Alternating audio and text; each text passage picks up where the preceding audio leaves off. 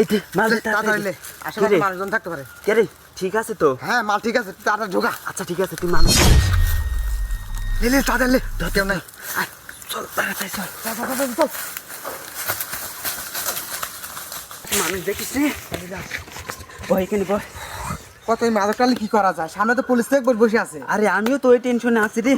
খাল্লা টেকারও তো দরকার নাকি? আরে টেকার দরকার জন্যই তো এসব কাজ করি বুঝিস না। ওইটাই তো কিন্তু কি করা যায়?